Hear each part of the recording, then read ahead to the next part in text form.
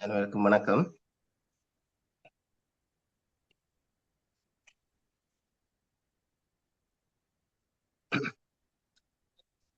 சூத்ரி EB வழிகாட்டல் வகுப்பு தொடரல. நாங்கள் மீண்டும் ஒரு கணக்கீட்டு முறைமை வகுப்பில் இணைஞ்சிருக்கிறோம்.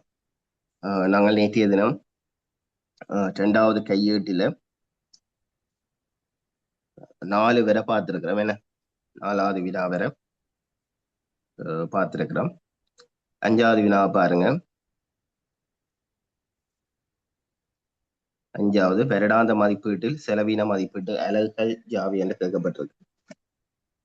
உங்களுக்கு ஏற்கனவே சொல்லியிருக்கிறேன். அது அந்த போர்ட் நம்பர் இருக்கு தானே, போர்ட் நம்பர் ஒவ்வொரு நம்பரும் ஒவ்வொரு விடயத்தை குறிப்பிடும்.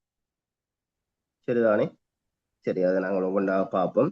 போட்டுக்கொள்ளுங்க. இதுக்கு வருடாந்த மதிப்பீட்டில் செலவின மதிப்பீட்டு அலகுகள் 1 தலைப்புக்கள் தலைப்புக்கள் தலைப்புக்கள்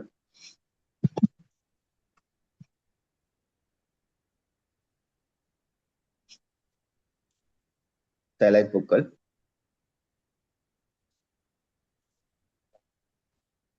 நிகழ்ச்சி திட்டங்கள்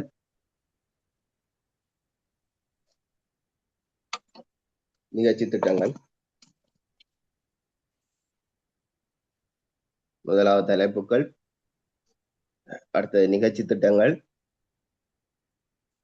3வது கருத்திட்டம், 3வது கருத்திட்டம், அடுத்தது உபகருத்திட்டம்,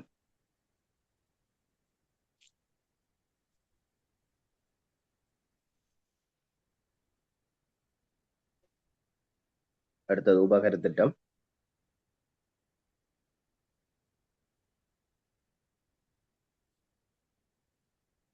அடுத்தது செலவு விடயங்கள்,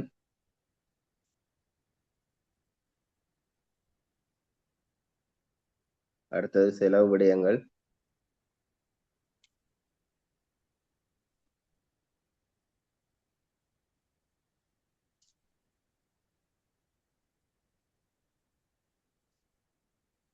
அடுத்தது செலவு விடய வகுப்பு,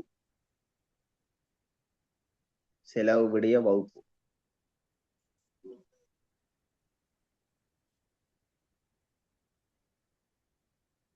செலவு விடய வகுப்பு.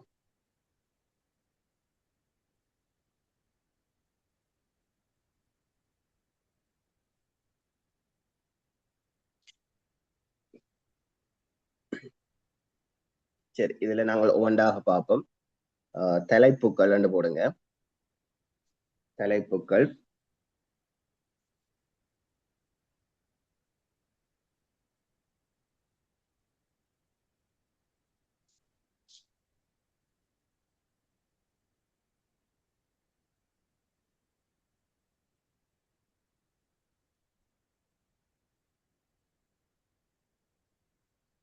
தலைப்புக்கள்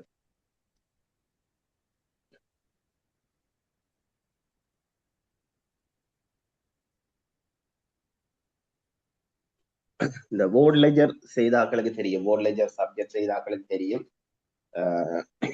மற்றவர்களுக்கு வேர்ட் நம்பர் என்பது புதுசாக இருக்கும். அந்த வேர்ட் நம்பர் என்று சொல்றது அதுல ஒவ்வொரு இலக்கம் ஒவ்வொரு விஷயத்த சொல்லும். சரிதானே?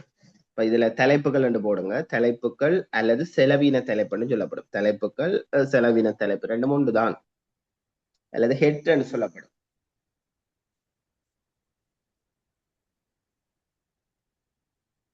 ஹெட் என்று சொல்லப்படும். நான் சாட் பாக்ஸ்ல ஒரு நம்பர் ஒன்று போடுறேன், அதை நோட் பண்ணி வையுங்க ஓரத்துல.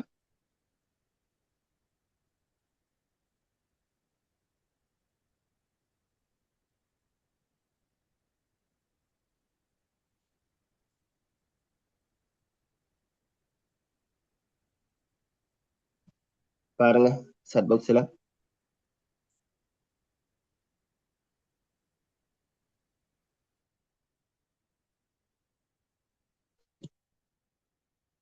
இது ஒரு போர்ட் நம்பர். சரிதானே? இது நோட் பண்ணி வையுங்க. உங்களுக்கு நான் விளங்கப்படுத்த நீங்கள் அதையும் பார்க்க உங்களுக்கு கொஞ்சம் புரியக்கூடிய மாதிரி இருக்கு. சரி, தலைப்புகள் என்ன போடுங்க, எழுதுங்க. தலைப்புகள் செலவின தலைப்பெல்லாம் உண்டு தானா? எழுதுங்க, விளங்கப்படுத்துறேன். அரச செலவினங்கள் யாவும் அரச செலவினங்கள் யாவும்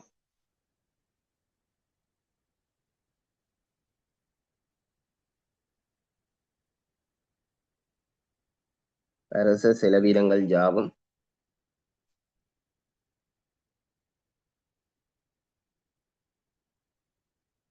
அரச செலவினங்கள் யாவும் திணைக்களங்கள் அமைச்சுக்கள் மூலமாக திணைக்களங்கள் அமைச்சுக்கள் மூலமாக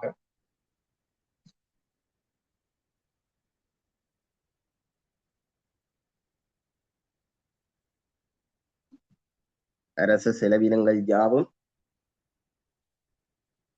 திணைக்களங்கள் அமைச்சுக்கள் மூலமாக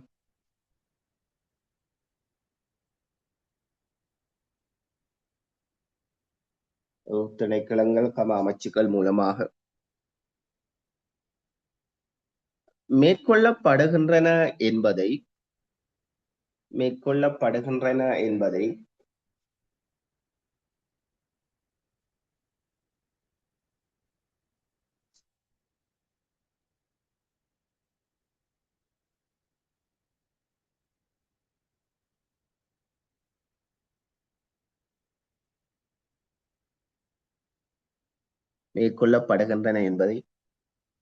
இலகுவாக இனங்கண்டு கொள்வதற்கு ஏற்றவாறு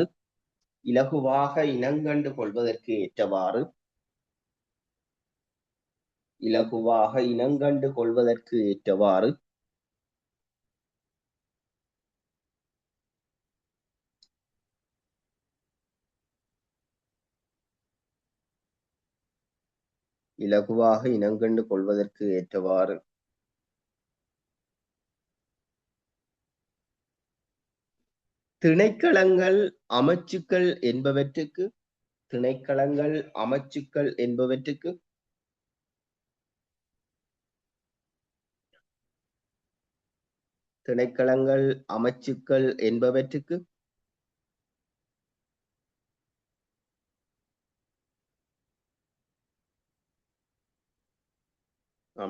என்பவற்றுக்கு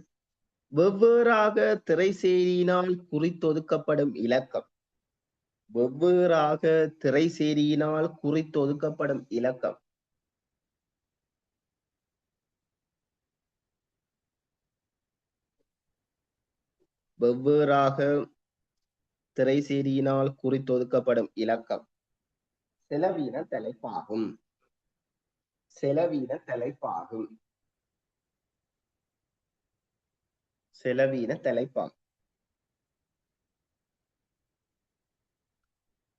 மீண்டும் சொல்றேன், விடுபட்டாக்கள் குறிச்சு கொள்ளுங்க.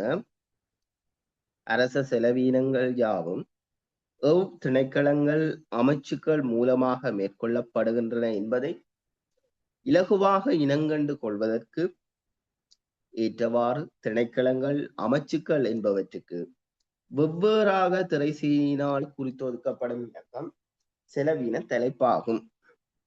இப்ப இதுல நான் அந்த chat boxல போட்டேனே ஒரு நம்பர், அதுல இந்த 288 என்பது டிபார்ட்மெண்ட் நம்பர். சரிதானே? அந்த 288 இருக்குல்லோ, அதுதான் தலைப்பு, செலவின தலைப்பு.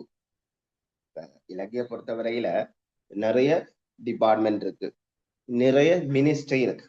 ஏன்னா ஒவ்வொரு டிபார்ட்மெண்ட்டும் ஒவ்வொரு மினிஸ்ட்ரியும் இந்த அரச செலவினங்களை மேற்கொள்ளும். திரைசேரியிடமிருந்து பணத்தை பெற்று, அலோகேஷனை பெற்று, இம்ப்ரெஸ்களை பெற்று செலவினங்களை மேற்கொள்ளும். அப்ப அதையெல்லாம் திரைசேரி என்ன செய்யும்? மேற்பார்வை செய்து கொண்டிருக்கும் தானே திரைசேரி. அப்ப மேற்பார்வை செய்து கொண்டிருக்கிற போது நிறைய டிபார்ட்மெண்ட் இருக்கு, நிறைய மினிஸ்ட்ரி அலுவலகங்கள் இருக்கு. அப்ப அதை மேற்பார்வை செய்யறது ஒரு கடினமான செயற்பாடு. அப்ப அதனாலதான் ஒவ்வொரு டிபார்ட்மெண்ட்டுக்கும் ஒவ்வொரு மினிஸ்ட்ரி அலுவலகங்களுக்கும் ஒவ்வொரு நம்பரை கொடுக்கும். விளங்குதானே? ஒவ்வொரு டிபார்ட்மெண்ட் ஒவ்வொரு திணைக்களங்கள் ஒவ்வொரு அமைச்சுகளுக்கு ஒவ்வொரு நம்பர் திரைசேரியினால குறித்தொதுக்கப்படும். திரைசேரியினால குறித்தொதுக்கப்படும். அப்ப இந்த டிபார்ட்மெண்ட்டுக்கு இந்த நம்பர், வேறு ஒரு டிபார்ட்மெண்ட்டுக்கு வேறு ஒரு நம்பர். அப்படி ஒவ்வொரு டிபார்ட்மெண்ட்டுக்கும் மினிஸ்ட்ரி அலுவலகங்களுக்கும் திரைசேரியினால ஒரு நம்பர் ஒதுக்கப்படும். அதுதான் செலவின தலைப்பு என்று சொல்லப்படும். அதுதான் என்னன்னு சொல்லப்படும், செலவின தலைப்பு என்று சொல்லப்படும். சரிதானே? இப்ப இதுல 288 என்பது சர்வேயர் டிபார்ட்மெண்ட்டுக்குரிய ஒரு நம்பர், செலவின தலைப்புக்குரிய. சரிதானே? சரி, அடுத்தது போடுங்க நிகழ்ச்சி திட்டம் என்று போடுங்க. அடுத்தது நிகழ்ச்சி திட்டம்.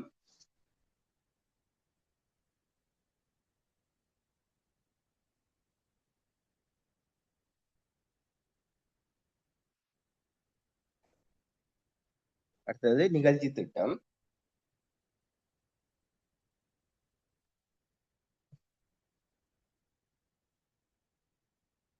எழுதி கொள்ளுங்க. ஒவ்வொரு செலவின தலைப்பின் கீழும்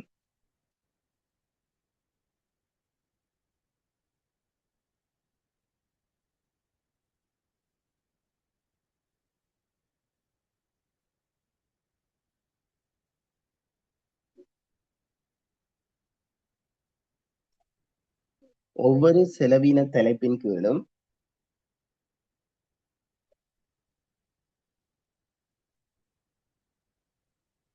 ஒவ்வொரு செலவின தலைப்பின் கீழும்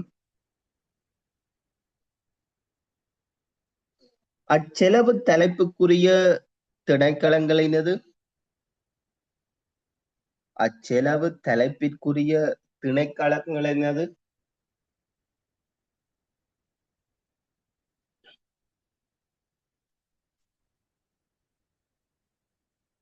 திணைக்களங்களினது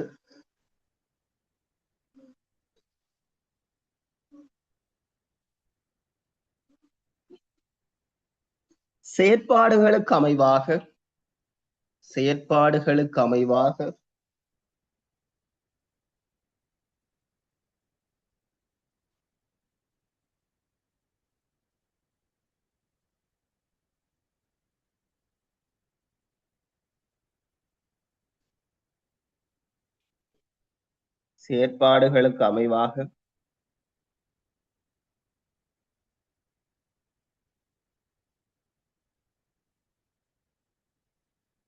அவற்றின் கீழ் ஏற்படும் செலவுகளை அவற்றின் கீழ் ஏற்படும் செலவுகளை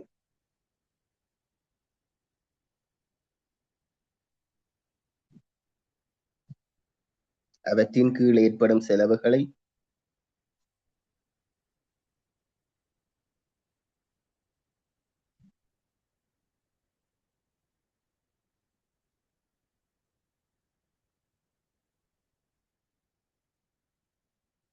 அவற்றின் கீழ் ஏற்படும் செலவுகளை இலகுவாக இனங்காண்பதற்கு ஏற்றவாறு இலகுவாக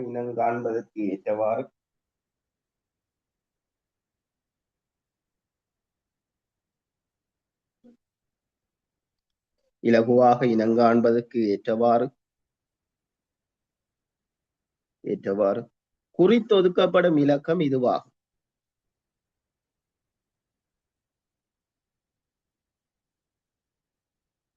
குறித்தொதுக்கப்படும் இலக்கம் இதுவாகும்.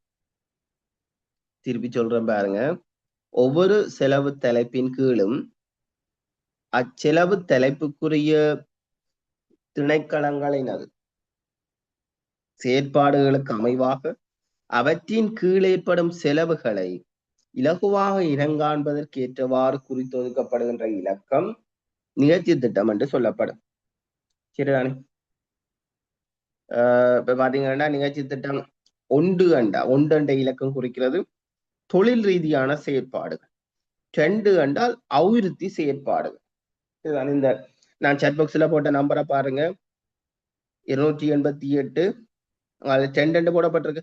அந்த 2 என்பது நிகழ்ச்சி திட்டத்தை குறிக்கும். அந்த 2 என்பது நிகழ்ச்சி திட்டத்தை குறிக்கும்.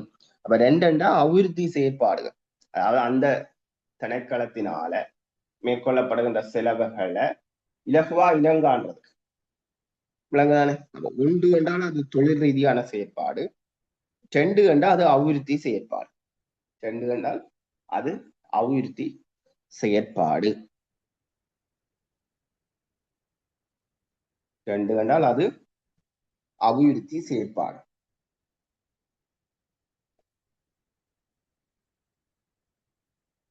சரி, அடுத்தது கருத்திட்டங்கள் என்று போடுங்க. கருத்திட்டங்கள் கருத்திட்டங்கள்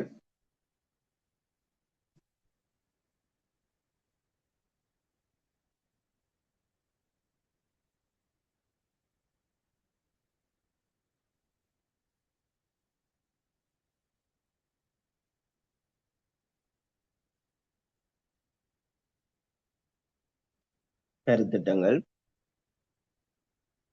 எழுதிக் கொள்ளுங்க.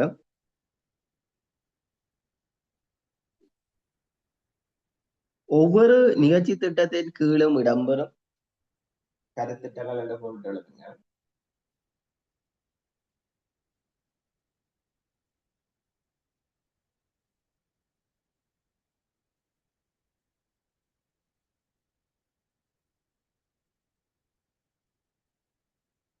ஒவ்வொரு நிகழ்ச்சி திட்டத்தின் கீழும் இடம்பெறும்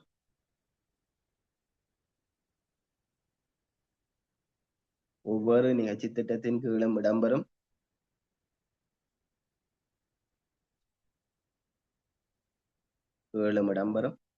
நடவடிக்கைகள் மூலமாக நடவடிக்கைகள் மூலமாக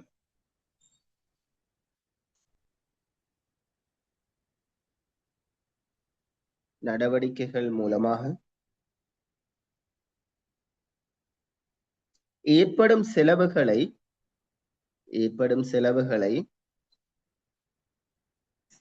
இலகுவாக இனங்காண்பதற்கு ஏற்றவாறு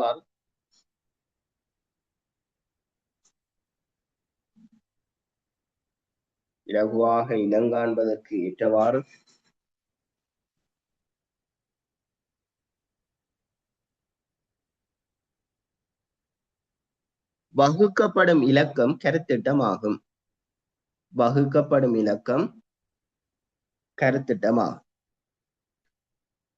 கருத்திட்டம் என்றா என்ன? ஒவ்வொரு நிகழ்ச்சி திட்டத்து கீழேயும் இடம்பெறும் நடவடிக்கைகள் மூலமாக ஏற்படுகின்ற செலவுகளை அதை இலகுவா இனங்காண்பதற்கு ஏற்றவாறு வகுக்கப்படுகின்ற இலக்கம் தான் கருத்திட்டம் என்று சொல்லப்படும். அடுத்தது போடுங்க உபகருத்திட்டம்.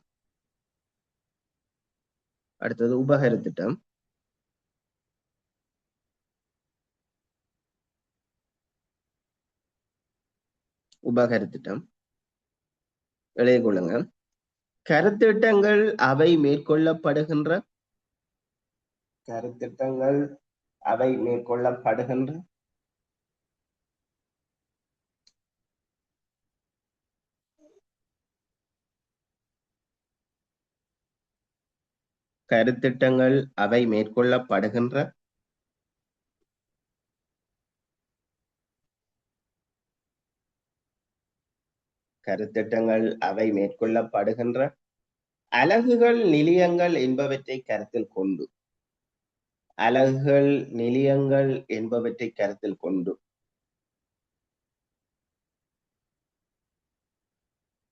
அலகுகள் நிலையங்கள் என்பவற்றை கருத்தில் கொண்டு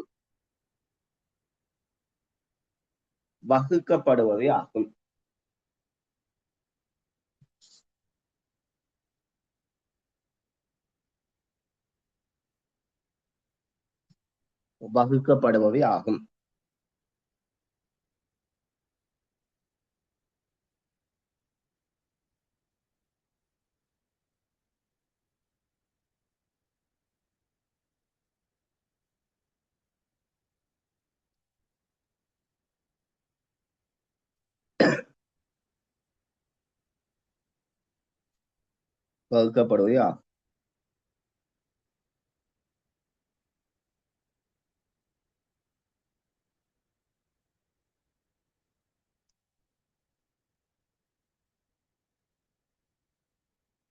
அப்ப தலைப்புகள் என்ன?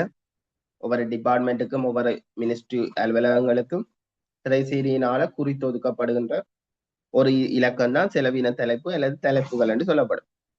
நிகழ்ச்சி திட்டம்னா என்ன? அவ்வாறு குறித்தொதுக்கப்படுகின்ற திணைக்களத்தினால மேற்கொள்ளப்படுகின்ற செலவுகளை இலகுவாக இனங்காண்டு கொள்வதற்காக குறித்தொதுக்கப்படுகின்ற இலக்கம் தான் என்ன? நிகழ்ச்சி திட்டம். ஒன்றெண்டா தொழில் ரீதியான செயற்பாடுகளை குறிக்கும், ரெண்டெண்டா அபிவிருத்தி செயற்பாடுகளை குறிக்க போகும். சரிதானே? அடுத்தது கருத்திட்டம் என்றா ஒவ்வொரு நிகழ்ச்சி திட்டத்து கீழேயும் இடம்பெறுகின்ற நடவடிக்கையின் மூலமாக செலவுகள் ஏற்படும். அந்த செலவுகளை இலகுவாக இனங்காண்றதுக்காக வகுக்கப்படுகின்ற இலக்கம் தான் என்ன? கருத்திட்டம் என்று சொல்லப்படும். ஒன்றோடு ஒன்று தொடர்பட்டதாக இருக்கும். இதுதானே உபகருத்திட்டம் என்று சொல்றது. அந்த கருத்திட்டத்தின் மூலம் மேற்கொள்ளப்படுகின்ற செலவுகள் அலகுகள் நிலையங்கள் என்பவற்றை கருத்தில் கொண்டு, இந்த அலகுகள் நிலையங்கள் என்று சொல்றது ஒரு உற்பத்தி நிறுவனத்தை எடுத்துக்கொண்டீங்கள் என்றால் அங்க பல பிரான்சஸ் இருக்கு. பேக்கிங் பண்றது, வேற லேபிள் ஓட்டுறது, அப்படி ஒவ்வொரு நிலையங்கள் இருக்கு, ஒவ்வொரு பிரான்சஸ். சரி, அதன் அடிப்படையில வகுக்கப்படுறதுதான் என்ன? உபகருத்திட்டம் என்று சொல்லப்படும். உபகருத்திட்டம் என்று சொல்லப்படும். சரிதானே? சரி,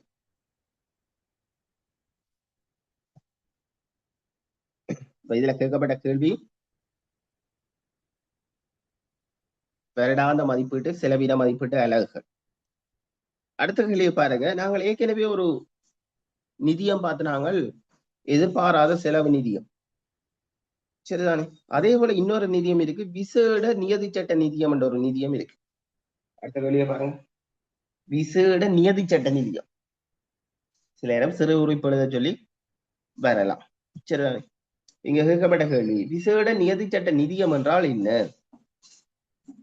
ஏற்கனவே பார்த்திருக்கிறோம் எதிர்பாராத செலவு நிதியம்.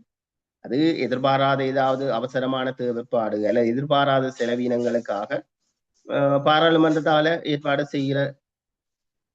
பாராளுமன்றத்தால ஒரு பணத்தினை ஏற்பாடு செய்து கொள்வதற்காக ஏற்பாடு செய்கிற பர்பஸை கருதி பாராளுமன்றத்தால சட்ட ரீதியாக உருவாக்கப்பட்ட ஒரு நிதியம் தான் என்ன? எதிர்பாராத செலவு நிதியம் நாங்கள் ஏற்கனவே பார்த்திருக்கோம். சரிதானே? இங்க பார்க்க போறோம் விசேட நியதி சட்ட நிதியம். விசேட நியதி சட்ட நிதியம் எழுதிக் கொள்ளுங்க. பாராளுமன்றத்தினால் பாராளுமன்றத்தினால்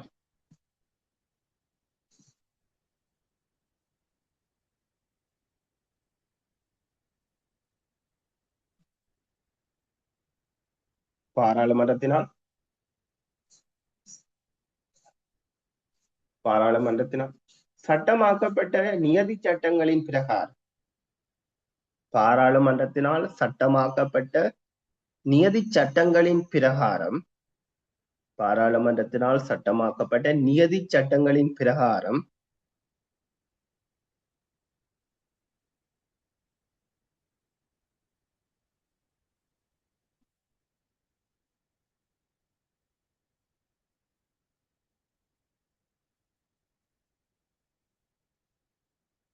நியதி சட்டங்களின் பிரகாரம்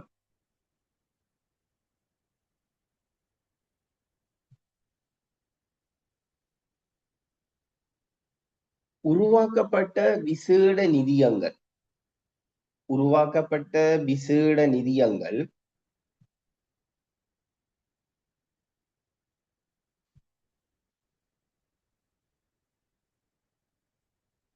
உருவாக்கப்பட்ட விசேட நிதியங்கள்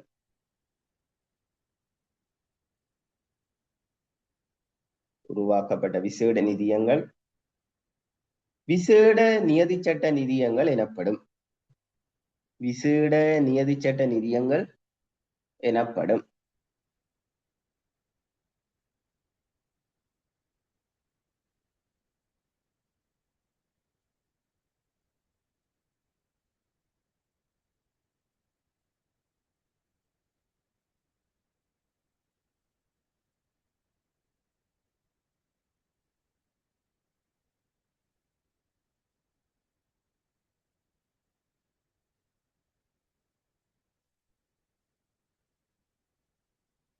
பாராளுமன்றத்தினால் சட்டமாக்கப்பட்ட நியதி சட்டங்களின் பிரகாரம் பாராளுமன்றத்தினால் சட்டமாக்கப்பட்ட நியதி சட்டங்களின் பிரகாரம் உருவாக்கப்பட்ட விசேட நிதியங்கள் விசேட நியதி சட்ட நிதியங்கள் எனப்படும். அடுத்த லைன்ல எழுதுங்க. அத்தகைய நிதியங்களுக்கு அத்தகைய நிதியங்களுக்கு அத்தகைய நிதியங்களுக்கு பணம் எவ்வாறு சேகரிக்கப்படுகிறது? அத்தகைய நிதியங்களுக்கு பணம் எவ்வாறு சேகரிக்கப்படுகிறது?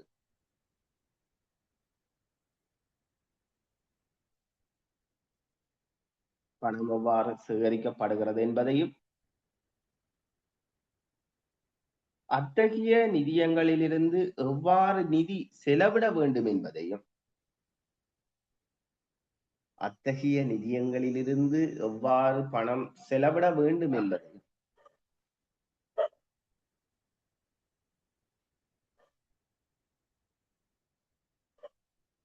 அத்தகைய நிதியங்களிலிருந்து பணம் எவ்வாறு செலவிடப்பட வேண்டும் என்பதையும்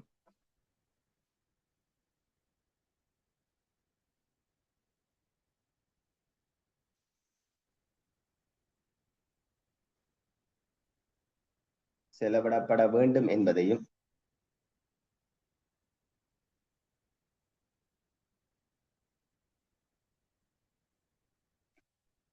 சட்டம் எடுத்துரைக்கும். சட்டம் எடுத்துரைக்கும். சட்டம் எடுத்துரைக்கும்.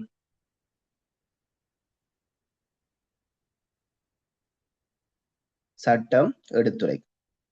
அப்ப விசேட நியதி சட்ட நிதியம் என்றால் என்னன்னு உங்கள்கிட்ட கேட்டா, விசேட நியதி சட்ட நிதியம் என்பது பார்லிமெண்டால ஒவ்வொரு சட்டமும் பாராளுமன்றத்தால என்ன செய்யப்படும்? உருவாக்கப்படும். என்ன? அப்ப பாராளுமன்றத்தால சட்டமாக்கப்பட்ட நியதி சட்டங்களுக்கு ஏற்ப, சரிதானே, பாராளுமன்றத்தால ஏற்கனவே சட்டமாக்கப்பட்ட நியதி சட்டங்கள் இருக்கு. அந்த சட்டங்களுக்கு ஏற்ப உருவாக்கப்படுகின்ற விசேட நிதியங்கள் விசேட நிதியங்கள்தான் விசேட நியதி சட்ட நிதியங்கள் எனப்படும். விசேட நியதி சட்ட நிதியங்கள் எனப்படும். இப்ப ஏதாவது தேவை கருதி நீங்கள் நியூஸ்ல கேள்விப்பட்டிருக்கீங்க, ஏதாவது தேவை கருதி நிதியங்கள் உருவாக்கப்படலாம். சரிதானே? இப்ப கொரோனா வந்தது. கொரோனா வர்ற போது கொரோனாவில இருந்து நாட்டு மக்களை மீட்கணும் என்பதற்காக, கொரோனாவுக்குரிய சுகாதார ரீதியான செயற்பாடுகளுக்கு தேவையான பணத்தை பெற்றுக்கொள்வதற்காக ஒரு நிதியம் ஒன்று உருவாக்கப்பட்டது. எல்லாரும் காசு அந்த நிதியத்துக்கு போடுங்க எல்லாம் சொல்லப்பட்டது. என்ன ஞாபகப்படுத்தி பாருங்க. ஒரு அக்கௌண்ட் நம்பர் பகிரப்படும். அந்த அக்கௌண்ட் நம்பருக்கு நிதிகள் இலங்கையில இருந்தோ வெளிநாட்டுல இருந்தோ நிதிகள் என்ன செய்யப்படும்? அந்த அக்கௌண்ட்டுக்கு தான் போடப்படும். அதே போல கடந்த வருடம் நவம்பர் மாதம் இலங்கை ஒரு சூறாவளி தாக்கியது. என்ன? டிப்பா புயல்.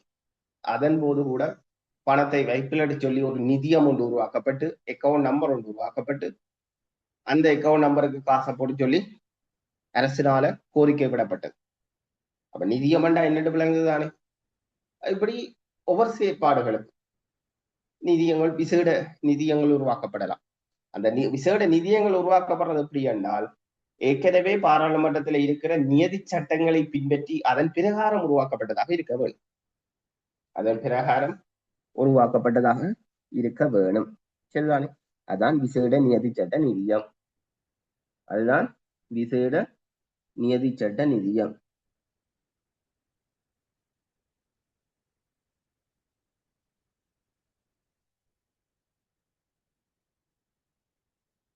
சரி, அடுத்த கேள்வியை பாருங்க. கருத்திட்டம்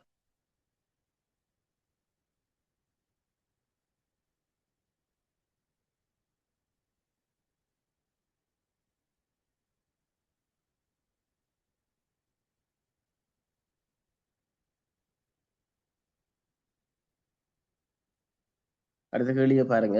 கருத்திட்டம் ஒன்றினை திட்டமிடுகின்ற போது கருத்திட்டம் ஒன்றினை திட்டமிடுகின்ற போது பின்பற்ற வேண்டிய படிமுறைகள் கேட்கப்படுறது.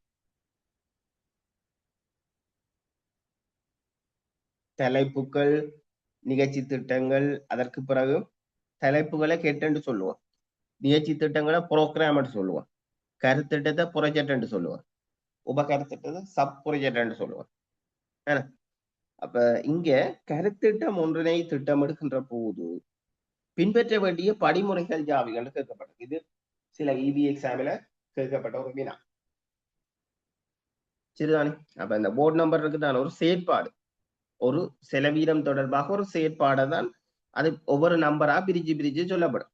என்ன எந்த டிபார்ட்மெண்ட், அதே போல அது என்ன நிகழ்ச்சி திட்டம், அதுக்கு அடுத்தது கருத்திட்டம், பின்னாங்கால உப கருத்திட்டம் ஒன்றோடு ஒன்று தொடர்பட்டதாக இருக்கு.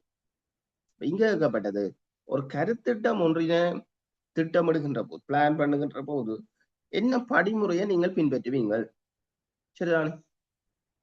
அது ஒரு படிமுறை ரீதியாகத்தான் நீங்கள் ஆன்சரும் கொடுக்க வேணும். முதலாக போடுங்க, திட்டங்களை இனங்காணுதல். முதல் திட்டத்தை இனங்காணுதல்.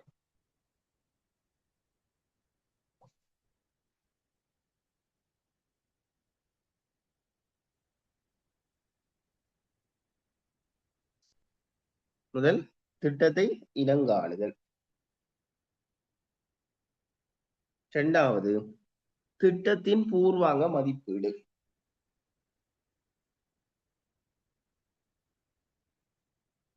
முதலாவது திட்டங்களை இனங்காணுதல்.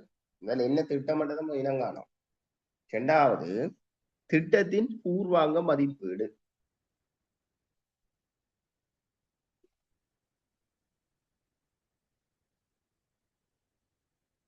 இந்த திட்டத்தின் பூர்வாங்க மதிப்பீடு என்று சொல்றது, பூர்வாங்க மதிப்பீடுண்டா ஒரு ஆரம்ப மதிப்பீடு. சரிதானே? முதலாவது திட்டங்களை இனங்காணுதல், இரண்டாவது திட்டத்தின் பூர்வாங்க மதிப்பீடு,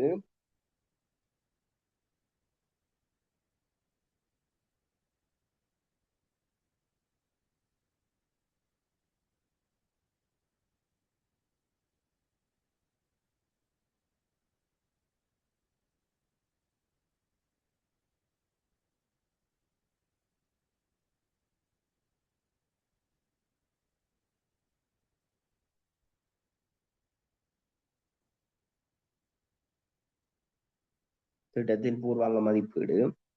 மூன்றாவது திட்டத்தின் பூர்வாங்க அங்கீகாரம், அதாவது ஒரு ஆரம்ப அங்கீகாரத்தை பெற்றுக் கொள்ளுது.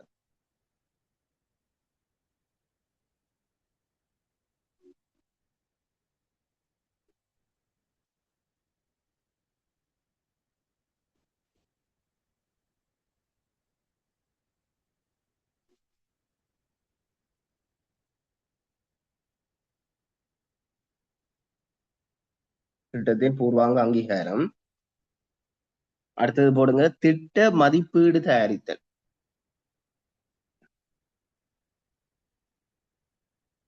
திட்ட மதிப்பீடு தயாரித்தல்.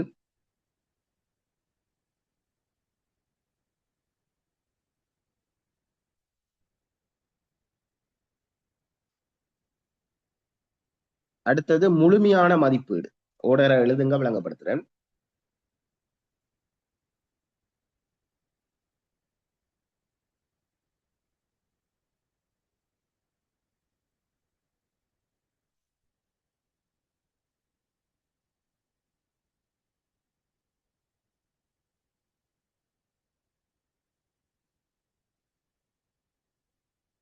முழுமையான மதிப்பீடு.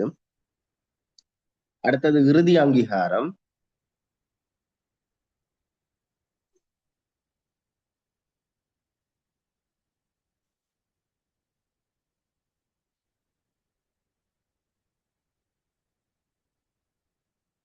இறுதி அங்கீகாரம்.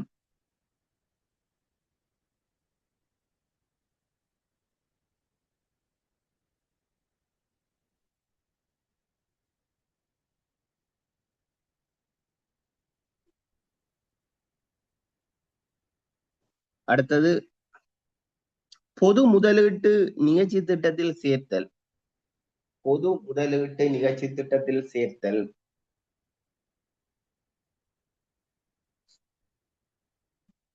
பொது முதலீட்டு நிகழ்ச்சி திட்டத்தில் சேர்த்தல்.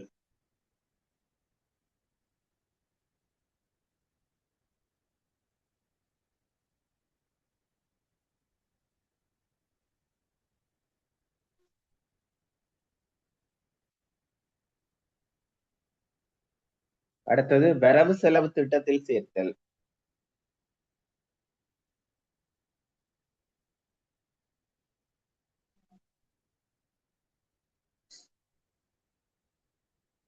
வரவு செலவு திட்டத்தில் சேர்த்தல்.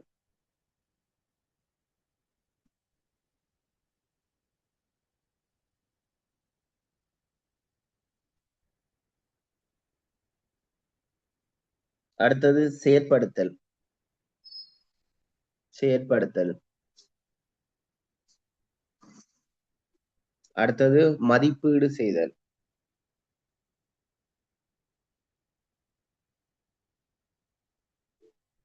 மதிப்பீடு செய்தல்.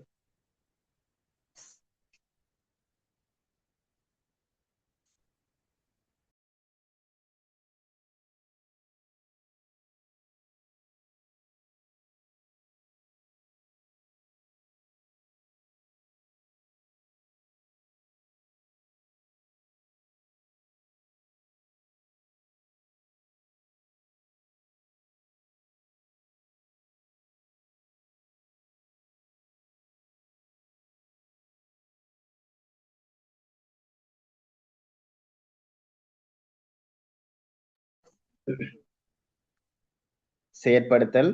கடைசி மதிப்பீடு செய்தல். கடைசி மதிப்பீடு செய்தல். நான் திருப்பி சொல்றேன், இது ஒரு படிமுறை. கருத்திட்டம் ஒன்றின திட்டமிடுகின்ற போது பின்பற்ற வேண்டிய படிமுறை. சரிதானே? முதலாவது திட்டங்களை இனங்காணுதல்.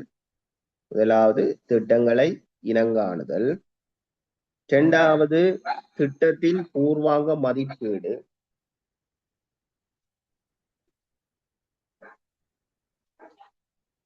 இரண்டாவது திட்டத்தின் பூர்வாங்க மதிப்பீடு. திட்டத்தின் பூர்வாங்க மதிப்பீடு. மூன்றாவது திட்டத்தின் பூர்வாங்க அங்கீகாரம்.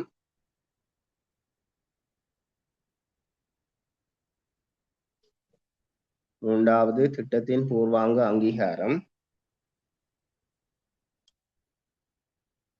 நாலாவது திட்ட மதிப்பீடு தயாரித்தல். நாலாவது திட்ட மதிப்பீடு தயாரித்தல்.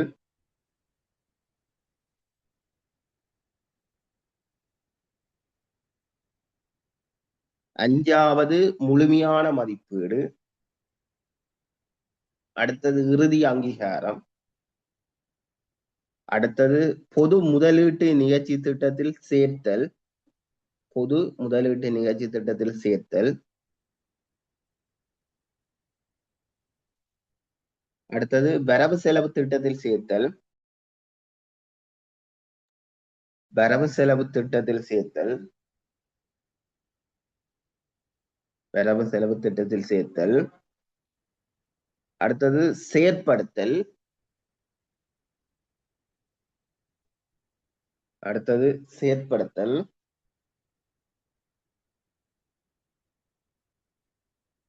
செயற்படுத்தல்.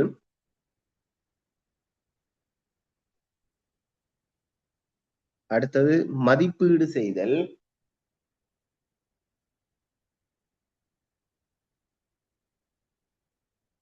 மதிப்பீடு செய்தல். சரி, அப்ப இந்த கருத்திட்டம் ஒன்றினை திட்டமிடுகின்ற போது பின்பற்ற வேண்டிய படிமுறையில முதலாவது என்ன திட்டம்ன்றதை முதல் இனங்காணவர். சரிதானே? என்ன செயற்பாடு என்றத திட்டத்தை முதல் இனங்காணவர். இனங்கண்டதன் பின்னர் அந்த திட்டத்துக்கான ஒரு ஃபர்ஸ்டுக்கு ஒரு ஆரம்ப மதிப்பீடு ஒன்று செய்யும். ஆரம்ப மதிப்பீடு ஒன்று செய்யவர். அதற்கு பிறகு ஒரு ஆரம்ப அங்கீகாரம், ஒரு ஃபர்ஸ்டுக்கு ஒரு அப்ரூவல் ஒன்று பெற வேணும். திட்டத்தை ஃபர்ஸ்டுக்கு இனங்காண வேணும். இனங்கண்டதன் பின்னர் அதுக்கு ஒரு பூர்வாங்க மதிப்பீடு, ஆரம்ப மதிப்பீடு ஒன்று செய்ய வேணும். அதற்கு பிறகு அந்த மதிப்பீடு செய்யப்பட்டதுக்கு ஒரு ஆரம்ப அங்கீகாரம் ஒன்று பெற்றுக்கொள்ள வேணும். சரிதானே? அதுக்கு பிறகு அந்த திட்டத்துக்கான மதிப்பீடை தயாரிச்சு கொள்ள வேணும். அதற்கு பிறகு முழுமையா ஒரு மதிப்பீடு செய்ய வேணும். அடுத்தது இறுதி அங்கீகாரம், இறுதி அப்ரூவல், ஃபைனல் அப்ரூவல் பெற வேணும். அப்படி பெற்றதன் பின்னர் அந்த கருத்திட்டத்தை கொண்டு போய் பொது முதலீட்டு நிகழ்ச்சி திட்டம் இருக்குதானே, அதோட சேர்க்க வேணும். நிகழ்ச்சி திட்டத்தோட சேர்த்து கொள்ள வேணும். அதற்கு பிறகு அதை பட்ஜெட்டுக்கு கொண்டு வரும், வரவு செலவு திட்டத்தோட சேர்த்து கொள்ள வேணும். சரிதானே, வரவு செலவு திட்டத்தோட சேர்த்து கொள்ள வேணும். சேர்த்ததன் பின்னர் செயற்படுத்த வேணும். செயற்படுத்துற பின்னர் மதிப்பீடு செய்யும். இப்ப பாத்தீங்கன்னா நீங்கள் அடுத்த வருஷத்துக்கான பட்ஜெட் எஸ்டிமேட் கேட்பாங்க. சரிதானே, அடுத்த வருஷத்துக்கு நீங்கள் அவதானிச்சா தெரியும், உங்களோட அலுவலகத்துல இருந்து கூட ஒரு மே ஜூன் காலப்பகுதியில, மே ஜூன் ஜூலை காலப்பகுதியில அடுத்த வருஷத்துக்கான கேபிட்டல் எஸ்டிமேட் ஒன்று கேட்பாங்க. நீங்கள் உங்களோட அலுவலகமும் அடுத்த வருஷம் என்ன செய்ய போகுதுன்றதை ஒரு பிளான் பண்ணி கொடுக்கும்.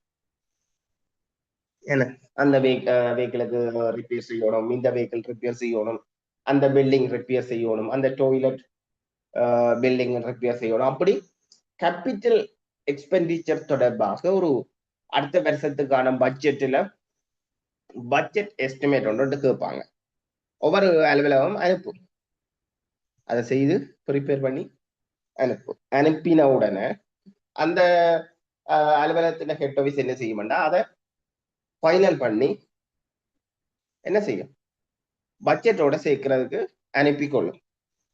சரிதானே, அதுக்கு பிறகு பட்ஜெட் தயாரிக்கப்படும். அதை வச்சுதான் அந்த என்ன செய்யறது, செலவுகள் கணிக்கப்படும். அரசின் பட்ஜெட் இருக்குதானே, பட்ஜெட் தயாரிக்க முன்னம் ஒவ்வொரு டிபார்ட்மெண்ட்லயும் அடுத்த வருஷத்துக்கு என்னென்ன செலவுகள் எஸ்டிமேட் பண்ணி இருக்கிறீங்க விடயங்கள் சேகரிக்கப்படும்.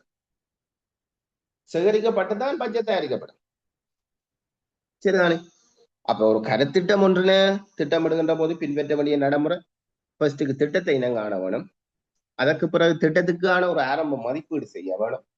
மதிப்பீடு செய்யப்பட்டதன் பின்னர் மதிப்பீடு செய்யப்பட்டதுக்கு ஒரு ஆரம்ப அங்கீகாரம் பெற்றுக்கொள்ள வேணும். பெற்றுக்கொள்ளப்பட்டதன் பின்னர் ஒரு திட்ட மதிப்பீடு தயாரிக்க வேணும். சரிதான், அந்த திட்டம் தொடர்பாக ஒரு மதிப்பீடு ஒன்று தயாரிக்கணும். பேருந்தாங்கால முழுமையான மதிப்பீடு செய்ய வேணும். பேருந்து முழுமையான மதிப்பீடு செய்து அதுக்கு இறுதி அங்கீகாரம் அப்ரூவல் போடணும், என்ன ஃபைனல் அப்ரூவலை பெறணும். பெற்றதன் பின்னர் அதை கொண்டு போய் பொது முதலீட்டு நிகழ்ச்சி திட்டத்தோட சேர்க்க வேணும். சேர்த்ததன் பின்னர் வரவு செலவு திட்டத்துக்கு கொண்டு வருவோம். வரவு செலவு திட்டம் கொண்டு வந்ததன் பின்னர் அது அப்ரூவல் எடுக்கப்பட்டதன் பின்னர் என்ன செய்யணும், அதை செயற்படுத்த வேணும். செயற்படுத்தி போட்டு மதிப்பீடு செய்யணும். முதல் போட்டது எஸ்டிமேட் தானே, அதை ஃபைனலா செயற்படுத்தின பின்னர் மதிப்பீடு செய்து கொள்ள வேணும். சரிதானே, அப்ப இதுதான் என்ன, கருத்திட்டம் ஒன்றை திட்டமிடுகின்ற போது பின்பற்ற வேண்டிய படிமுறைகளாக காணப்பட போதும். பின்பற்ற வேண்டிய படிமுறைகளாக காணப்பட போதும். சரிதானே, அடுத்த கேள்வி, வாக்குப்பணம் மீதான கணக்கு என்றால் என்னென்று கேட்கப்பட்டது. வாக்குப்பணம் மீதான கணக்கு. சரிதானே, இப்ப பாத்தீங்கன்னா இந்த வாக்குப்பணம் மீதான கணக்கு என்றால், இப்ப உங்களுக்கு தெரியும் அடுத்த வருஷத்துக்கு அரசினால பட்ஜெட் சப்மிட் பண்ணப்படும் பாராளுமன்றத்தில். என்ன, இப்ப சில நேரங்கள்ல ஏதாவது தவிர்க்க முடியாத காரணங்களினால, உங்களுக்கு நினைவிருக்கும் 2025ஆம் ஆண்டுக்கான பட்ஜெட் 2024 பாராளுமன்றத்துல சப்மிட் பண்ணப்படவில்லை. 2024 இறுதி பகுதியை ஜோதிச்சு பாருங்க, எலெக்ஷன் 2-3 எலெக்ஷன் நடக்கப்பட்டதில்ல. அந்த எலெக்ஷன் காலப்பகுதியில எல்லாம் பட்ஜெட் 25க்கு பாராளுமன்றத்துல சப்மிட் பண்ணி அப்ரூவல் எடுக்கப்பட இல்லை. 2025 முற்பகுதியில தான் பட்ஜெட்டே பாராளுமன்றத்துல சமர்ப்பிக்கப்பட்டது. என்ன, ஞாபகப்படுத்தி பாருங்க. அப்ப இந்த வாக்குப்பணம் மீதான கணக்கு என்றா ஏதாவது தவிர்க்க முடியாத காரணங்கள் ஏற்பட்டு அந்த நிதியாண்டுக்கான பட்ஜெட், அதாவது வருடாந்த மதிப்பீடு, அரச வரவு செலவு திட்டம், பட்ஜெட் எல்லாம் ஒன்றுதானே. அந்த வருடாந்த மதிப்பீடு பாராளுமன்றத்துல நிறைவேற்றப்பட முடியாத ஒரு சந்தர்ப்பம் ஏற்பட்டால், சரிதானே, பாராளுமன்றத்துல ஏதாவது ஒரு அவசர காரணத்தின் நிமித்தம் அல்ல ஏதாவது ஒரு தவிர்க்க முடியாத காரணத்தின் நிமித்தம் நிதியாண்டுக்கான இந்த வருடாந்த மதிப்பீடு, அதாவது பட்ஜெட் பாராளுமன்றத்துல சமர்ப்பிக்கப்பட்ட நிறைவேற்றப்பட முடியாத ஏதாவது காரணம் இருந்தால் சரிதானே. எக்ஸாம்பிளுக்கு பாருங்க, நான் ஒரு உதாரணம் சொல்றேன், உங்களுக்கு கிளியர் ஆகும். இப்ப 2027 அடுத்த வருஷம் சரிதானே. இப்ப அடுத்த வருஷத்துக்கான பட்ஜெட்டை இந்த வருஷமே என்ன செய்யணும், இறுதியில பாராளுமன்றத்துல சமர்ப்பிக்கப்பட்டு நிறைவேற்றப்படும். ஏன்னா நிறைவேற்றப்பட்டா தானே 1/1/2027 அரசினுடைய செலவினங்களை மேற்கொள்ளலாம். ஆனா ஏதோ ஒரு காரணத்தினால இந்த பட்ஜெட் பாராளுமன்றத்துல சப்மிட் பண்ணப்பட்டு நிறைவேற்றப்படவில்லை என்று வைங்களேன். அப்ப 1/1/2027 எப்படியும் செலவு இருக்கு. நிறைவேற்றப்பட்டிருந்தால் என்ன, படாட்டி என்ன, நாட்டுக்கான டிபார்ட்மெண்ட்டுக்கான அரச செலவினங்கள் இருக்கும் தானே, அதற்கு பணம் வேணும். ஆனா பட்ஜெட் அப்ரூவல் ஆகல, சப்மிட்டும் பண்ணப்பட இல்லை. விளங்குதானே. அப்படியான ஒரு சிச்சுவேஷனின் போது, அப்படியான ஒரு சூழ்நிலை வந்தால் ஜனவரி 1 அதாவது 1 ஜனவரி 1 அந்த பட்ஜெட், அதாவது அந்த ஒதுக்கீட்டு சட்டம் நிறைவேற்றப்படுகின்ற, நான் ஏற்கனவே சொன்னான், ஒதுக்கீட்டு சட்டம் என்றாலும் பட்ஜெட் தான். அரச வரவு செலவு திட்டம், பட்ஜெட், ஒதுக்கீட்டு சட்டம், வருடாந்த மதிப்பீடு எல்லாம் சேம் சரிதான். அப்ப ஜனவரி 1 அந்த ஒதுக்கீட்டு சட்டம், அதாவது பட்ஜெட் நிறைவேற்றப்படும் காலம் வரை 2027 ஏதோ ஒரு முற்பகுதியில 2027க்கான பட்ஜெட் பாராளுமன்றம் சமர்ப்பிக்கப்பட்டு நிறைவேற்றப்படும் தானே. உண்மையிலே அது 2026 நிறைவேற்றப்பட்டிருக்க வேணும். ஆனா ஏதோ ஒரு தவிர்க்க முடியாத காரணத்தினால நிறைவேற்றப்படையில்லை என்றா 2027 ஏதோ ஒரு காலப்பகுதியில நிறைவேற்றப்படும் கண்டிப்பா. ஆனா அதுவரை செலவுகள் இருக்குதான். அப்ப ஜனவரி 1 அந்த ஒதுக்கீட்டு சட்டம் பாராளுமன்றத்துல சமர்ப்பிக்கப்பட்டு நிறைவேற்றப்படுகின்ற காலம் வரைக்குமான அரசாங்கத்தில செலவினங்கள் இருக்குதானே, அதை மேற்கொள்றதுக்கான நிதிய திரட்டு நிதியில இருந்து விடுவிக்கிறதுக்கான அதிகாரத்தின ஜனாதிபதி வழங்கலாம். ஜனாதிபதி வழங்கலாம் சரிதானே. இத்தகைய நிதி வழங்குற ஒரு முறைதான் வாக்கு பணம் மீதான கணக்குன்னு சொல்லப்படும். என்ன சொல்லப்படும்? வாக்கு பணம் மீதான கணக்கு சரிதானே. நீங்க இதை விளங்கி வச்சிருக்க வேணும். அதோட வாக்கு பணம் மீதான கணக்கண்டு கொஸ்டின் கேட்டா அதுக்கு ஆன்சர் எழுதுறதை நீங்கள் விளங்கி தெரிஞ்சு வச்சிருக்க வேணும். எழுதி கொள்ளுங்க, எழுதி கொள்ளுங்க. தவிர்க்க முடியாத காரணங்களின் நிமித்தம்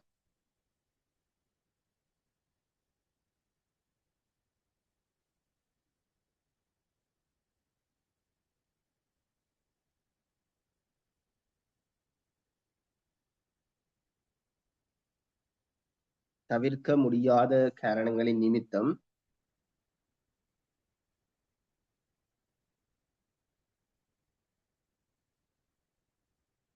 தவிர்க்க முடியாத காரணங்களின் நிமித்தம் குறித்த நிதியாண்டுக்கான வருடாந்த மதிப்பீடு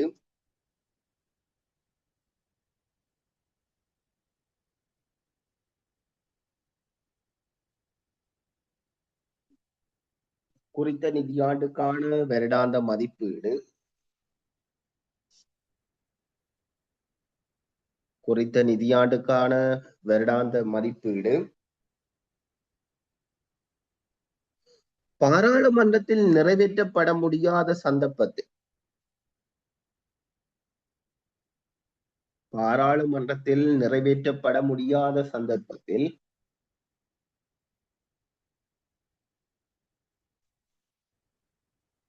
பாராளுமன்றத்தில் நிறைவேற்றப்பட முடியாத சந்தர்ப்பத்தில்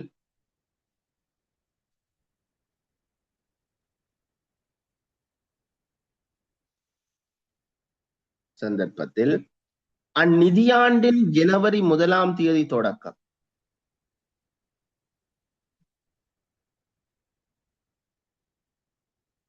அந்நிதியாண்டின் ஜனவரி 1 தொடக்கம்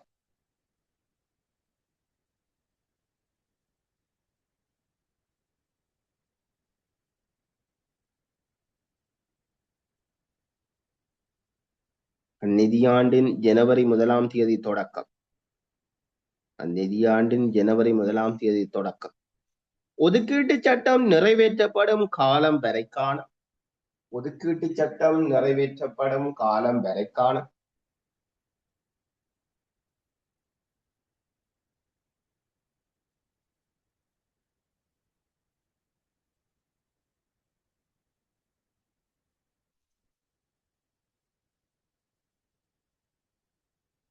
ஒதுக்கீட்டு சட்டம் நிறைவேற்றப்படும் காலம் வரைக்கான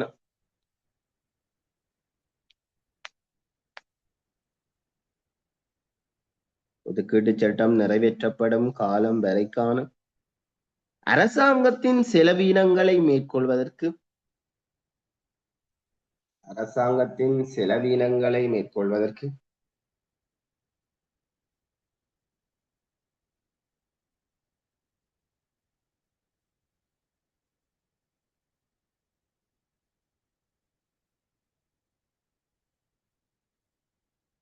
அரசாங்கத்தின் செலவீனங்களை மேற்கொள்வதற்கு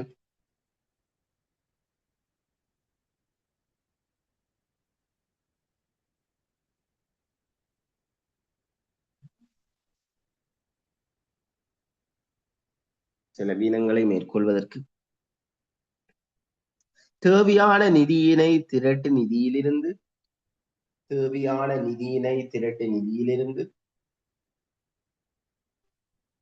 தேவையான நிதியினை திரட்டு நிதியிலிருந்து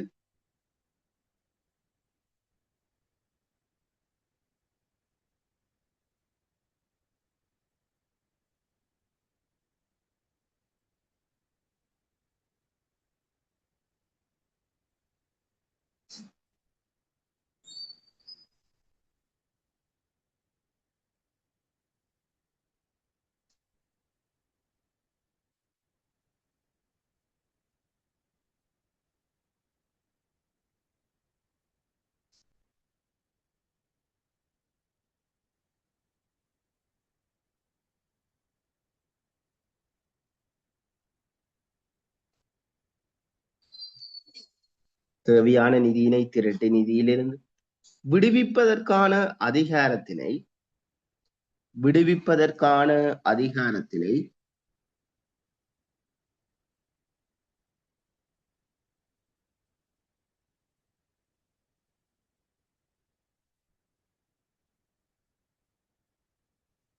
விடுவிப்பதற்கான அதிகாரத்தினை ஜனாதிபதி வழங்கலாம் விடுவிப்பதற்கான அதிகாரத்தினை ஜனாதிபதி வழங்கலாம்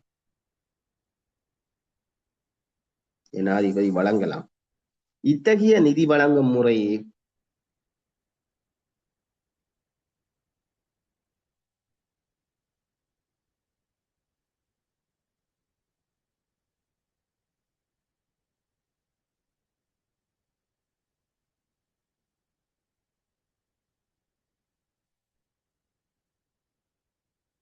இத்தகைய நிதி வழங்கும் முறையே வாக்குப்பணம் மீதான கணக்கு எனப்படும் இத்தகைய நிதி வழங்கும் முறையே வாக்குப்பணம் மீதான கணக்கு எனப்படும் வாக்குப்பணம் மீதான கணக்கு எனப்படும் சரிதானே வாக்குப்பணம் மீதான கணக்கு எனப்படும் ஓகே நாங்கள் மீதிய அடுத்த வகுப்புல பார்ப்போம் சரி நன்றி